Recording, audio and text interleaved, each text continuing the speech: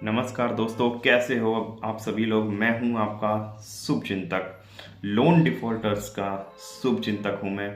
और मैं आपको बताऊंगा कि कैसे जो है आप लोन रिकवरी एजेंट से जो है वो उनको फेस करोगे और कैसे जो है आप उनकी इलीगल रिकवरियों से जो है वो बच पाओगे। दोस्तों, जैसा कि मैंने आपको बताया हुआ है, मुझको जो है ये प्रैक्टिकल जो है ये नॉलेज है। प्रैक्टिकली जो है मुझे इस चीज़ का पता है, क्योंकि मैं बैंक में जो है 3 साल काम कर चुका हूँ। किस बैंक में कर चुका हूँ वो तो मैं आपको नहीं बताऊंगा, लेकिन मुझे जो है इनकी रिकवरियों की जो है पूरी नॉलेज है कि ये रिकवरी के लिए क्या क्या हथकंडे अपनाते हैं और बैंक जो है वो किस हद तक जो है वो आपकी जा सकता है आपसे लोन रिकवर करने के लिए, और बैंक जो है लीगली क्या कर सकता है और इलीगली क्या कर सकता है। इसके बारे में जो है आज हम बात करेंगे, और कौन कौन से नोटिस जो है आपके पास आते हैं बैंकों के थ्रू, उस पर जो हम बात करेंगे। जो हमारे दोस्त चैनल पे नए हैं, चैनल को सब्सक्राइब कर लेना और वीडियो को लाइक कर देना, और वीडियो को एंड तक जरूर देख लेना दोस्तों।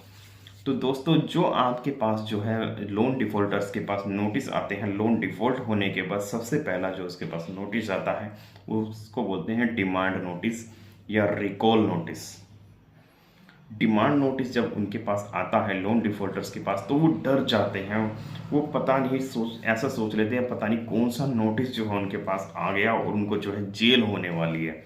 वो नोटिस जो आता है बैंकों के जो है वो लॉयर होते हैं, एडवोकेट होते हैं, लीगल फर्म होती हैं, उनकी तरफ से जो है वो नोटिस आता है। जब एडवोकेट की तरफ से या लीगल फर्म की तरफ से वो नोटिस आता है तो कस्टमर जो है डर जाते हैं कि उनके पास उनके ऊपर जो है कोर्ट केस हो गया है।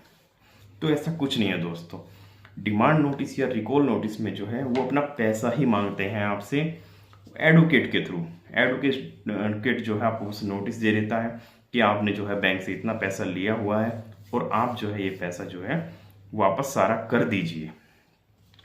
उसमें यही होता है, इससे ज़्यादा उसमें कुछ नहीं होता है। बाकी उसमें जो है आपको दो चार धमकी दे देते हैं, अगर आपने ऐसा नहीं किया तो आपके ऊपर जो है लीगल कार्रवाई हो जाएगी, कोर्ट केस हो जाएगा और आपके ऊपर एफआईआर हो जाएगी। इस तरह की जो है वो धमकी देने के लिए वो नोटिस होता है, और आप चाहे तो उस नोटिस को इग्नोर कर सकते हैं। उसका कोई रिप्लाई आपको देने की जरूरत नहीं है अगर आपके पास पैसे नहीं है तो। अगर आपके पास पैसे हैं तो आप उनसे टाइम मांग सकते हैं कि मैं भाई जो है इस तारीख को या इस महीने जो है मैं ये पैसे जो है पेमेंट कर दूंगा अपनी। तो इसके बाद जो है नोटिस आता है, ज़्यादातर वो आता है प्री लिटिगेशन का नोटिस। मतलब कि आपको बताते हैं कि अगर आपने जो है ये पेमेंट हमारी नहीं की है तो आपके ऊपर जो है हम लीगल कार्रवाई करने वाले हैं या कर देंगे। इस तरह से जो है आपको डराया जाता है नोटिस के थ्रू। कई कई नोटिस जो है आपके पास आते हैं, अगर आप उसका रिप्लाई करते हो तो आपके पास जो है और ज़्यादा नोटिस आते हैं, और आपको अगर आप उसको इग्नोर करते हो तो आपके पास जो है नोटिस नहीं आते हैं। और ज़्यादातर नोटिस जो है रिकवरी एजेंट्स के द्वारा ही भेजे जाते हैं, बस ऐसे ही टाइप करके जो है एडिट करके वो भेज देते हैं। और आपके पास एक नोटिस आता है जिसको बोलते हैं आर्बिट्रेशन नोटिस। आर्बिट्रेशन दोस्तों, वैसे तो अगर प्रैक्टिकली अगर देखें तो ये सिर्फ डराने के लिए होता है, लेकिन हमें जो है इस नोटिस का जवाब देना है। इस आर्बिट्रेशन का मतलब होता है मध्यस्थता, यानी कि बैंक जो है एक मीडिएटर को अपॉइंट करता है आपके और बैंक के मैटर को सुलझाने के लिए। दोनों के बीच में जो है वो सुलह करवाता है। आर्बिट्रेशन का मतलब यही होता है कि दोनों के बीच में सुलह होगी, दोनों के बीच में जो है कंप्रोमाइज़ होगा कि अगर आप इतना पैसा नहीं दे सकते तो इतना दे दो। मान लिया आपको 2 लाख आप नहीं दे सकते तो 1 लाख दे दो। तो वही जो प्रोसीजर जो है वो आर्बिट्रेशन में होता है, अगर आप जो है आर्बिट्रेशन ज्वाइन करते हो तो।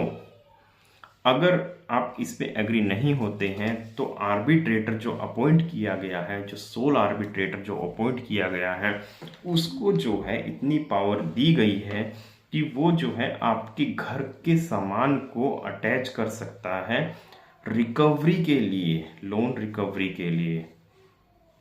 घर का सामान का मतलब है कि जो भी ऐसा सामान जिसको एक जगह से उठा के दूसरी जगह ले जाया जा सकता है, जिसको बोलते हैं मूवेबल प्रॉपर्टी। यानी कि इसमें हो सकते हैं cooler, fridge, bed, sofa, bike, इस तरह के जो सामान हैं वो अटैच करने के ऑर्डर दे सकता है, अवार्ड पास करा सकता है। आर्बिट्रेटर को जो है इतनी पावर होती है। और वो अवार्ड पास कराने के बाद, मतलब कि अगर आपके बीच में सुलह नहीं होती है तो वो बैंक की तरफ से बैंक के पक्ष में अवार्ड पास कर देता है या कर सकता है। अवार्ड पास करने के बाद जो है इन चीज़ों को वो अटैच कर सकता है। उसके बाद जो है उस ऑर्डर को एग्जीक्यूट करने के लिए, मतलब लागू करने के लिए उस ऑर्डर को उनको जो है आपकी जो है डिस्ट्रिक्ट कोर्ट में उनको जाना पड़ता है और कोर्ट से जो है उनको अनुमति लेनी होती है उस ऑर्डर को लागू करने के लिए। इतना आसान नहीं होता है दोस्तों। लेकिन अब यह है कि इससे बचना कैसे है। बचना जो है आपको ये है कि सबसे पहले तो आर्बिट्रेशन का मतलब ही यही है कि दोनों की सहमति से जो है कोई भी आर्बिट्रेटर अपॉइंट होता है। और आर्बिट्रेशन प्रक्रिया जो है दोनों की सहमति होनी चाहिए इस प्रोसीजर को करने के लिए, इस प्रोसीडिंग को करने के लिए। कि अगर आपने इस पर ऑब्जेक्शन लगा दिया कि मुझे आर्बिट्रेशन प्रोसीडिंग नहीं करनी है, मैं अपना पूरा मैटर जो है वो बैंक के थ्रू सॉल्व कर लूँगा, या जो आप आर्बिट्रेटर अपॉइंट कर रहे हैं मैं उससे संतुष्ट नहीं हूँ, मैं कोई दूसरा आर्बिट्रेटर चाहता हूँ, इस तरह जो है कोई भी आप ऑब्जेक्शन लगाकर जो है आर्बिट्रेशन की जो प्रोसीडिंग है उसको रोक सकते हैं और वो रुक भी जाएगी। लेकिन कई बैंक जो है उसे रोकते नहीं है, इलीगल तरीके से उसको आगे बढ़ाते रहते हैं। उससे आपको डरने की कोई ज़रूरत नहीं है, वो सिर्फ डराने के लिए बढ़ाते हैं। उनको भी पता है कि कुछ नहीं होने वाला। अगर कस्टमर ने ऑब्जेक्शन लगा दिया है तो उसको वो एग्जीक्यूट नहीं करा पाएंगे। वो ऑर्डर पास करा भी लेते हैं तो उसको एग्जीक्यूट नहीं करा पाएंगे, वो लागू नहीं करा पाएंगे और कोर्ट में जाते ही वो जो है रद्द हो जाएगा अगर आपने ऑब्जेक्शन लगाया है तो आर्बिट्रेशन का भी जो है आपको समाधान बता दिया है, बस आपको ऑब्जेक्शन लगाना है। ऑब्जेक्शन कैसे लगाना है उसकी आप मेरी जो है वीडियो दे सकते हो, आपको किसी एडवोकेट की जरूरत नहीं है, आप अपने आप भी लगा सकते हो उसको। अब जो है अगर कोर्ट से सम्मन आता है तो आपको जो है उसके लिए प्रिपेयर रहना चाहिए और वो आपको हियरिंग जरूर अटेंड करनी चाहिए। और ज़रूरी नहीं है कि वो आपको ही करनी है, आप जो है अब वो ज़्यादातर जो है किसी अदर स्टेट में ही करेंगे वो, तो अदर स्टेट में जो है आप किसी से बात करके वहाँ के किसी लॉयर को हायर करके उसको जो है आप उस डेट पे आप अपीयर हो सकते हैं, आपका एडवोकेट हो जाएगा, आपको होने की जरूरत नहीं है। 1-2 तारीख तो आपका एडवोकेट ही उसको जो है अपीयर हो जाएगा और जब तक जो है आपका सेटलमेंट हो जाएगा। ये सारी जो चीज़ें होती हैं वो लोन सेटलमेंट करने के लिए बैंक करता है कि कस्टमर जो है लोन सेटल कर ले, और ये इतनी जल्दी नहीं होती है, इसमें साल भर लग जाता है इन चीज़ों में कि कोर्ट में जाने में। एकदम से बैंक जो है कोर्ट में नहीं जाएगा, वो पहले कोशिश करेगा कि यहीं सेटलमेंट हो जाए, नहीं तो फिर कोर्ट में सेटलमेंट होगा सेटलमेंट ही, जेल नहीं होगी। आपको डरने की कोई जरूरत नहीं है आपको कि जेल हो जाएगी, वो सेटलमेंट के लिए ही कोर्ट में जाते हैं। तो ये इस तरह के ही नोटिस आपके पास आते हैं। ज़्यादातर लोक अदालत का नोटिस आता है, लोक अदालत में भी यही होता है, सेटलमेंट ही होता है और कुछ नहीं होता, उससे भी आपको डरने की जरूरत नहीं है।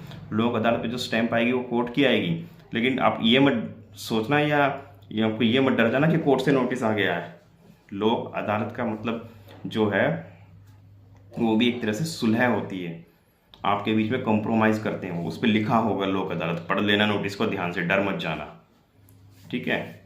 तो दोस्तों जो मेरे भाई किसी अनदर टॉपिक वीडियो चाहते हैं तो वो मुझे कमेंट कर सकते हैं, मैसेज कर सकते हैं, और वीडियो अच्छी लगी हो तो वीडियो लाइक कर देना। बाकी मिलते हैं आपसे नेक्स्ट वीडियो में, तब तक के लिए जय हिंद।